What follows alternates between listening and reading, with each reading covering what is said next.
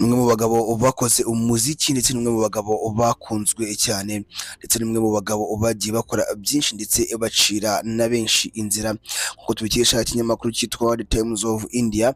Umuhanzi w'umunyamerika ndetse ufite inkomoko muri Afurika yitwa Akon yatangaje yuko muri kuno kwezi kwa 11 2025 azakorera uruhererekane rw'ibitaramo cyangwa se mu ndimi z'amahanga twita Mercy Tour ndetse ni mu mijyi itandukanye igihugu cy'Ubuhinde harimo New Delhi ndetse n'indi mijyi itandukanye, aho yagiye avuga yuko azazenguruka akora ibitaramo ndetse ahangaha yagiye avuga yuko azanagera mu mujyi witwa Mumbai, akaba yisheje abafana be kuzaba hafi ndetse kuzaba abahari kugira ngo bakomeze bakurikirane ibyo bitaramo bye cyangwa se uko azagenda abashimisha. Ngira ngo Akon abenshi bakunda kuvuga yuko atakibasha gukora umuziki nk'uko yawukoraga mbere cyangwa se mu myaka yo hambere, ariko yavuze yuko iki gikorwa gikomeye cyane agiye gukora rimwe na rimwe azagikora, ariko ndetse n'amafaranga ngo azavamo ntago azayatwara nk'uko ngira ngo asanzwe abikora. Ngira ngo uyu mugabo murabizi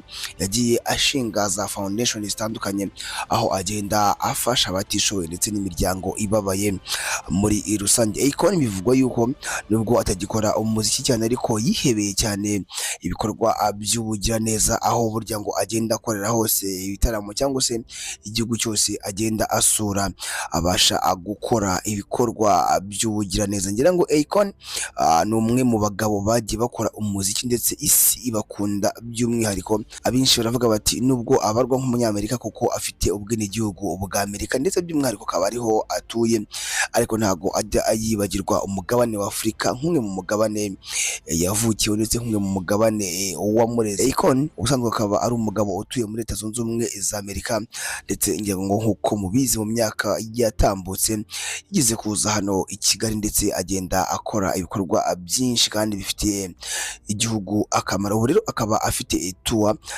izazenguruka igihugu cy'Ubuhinde ndetse imwe mu mijyi igiye ikomeye nk'uko twabikubwiye, harimo New Delhi, harimo umujyi witwa Bangalore, harimo umujyi witwa Mumbai ndetse n'indi mijyi myinshi yo mu gihugu cy'Ubuhinde. Iyi ngiyi ni YouTube channel yacu kandi yanyu yitwa Tahatibu World, ni mu gace twita Tahatibu Update, aho tuba tukugezaho amakuru abagiye acishikana muri showbiz by'umwihariko no muri sport. Genda udukurikira ku mbuga nkoranyambaga zacu zose zitwa Tahatibu TV, Instagram, TikTok ndetse na Facebook zitwa Tahatibu TV. Njyewe nitwa N Yusufu, duhure muri comment ugenda utubwira cyangwa se dusangira amakuru muri rusange.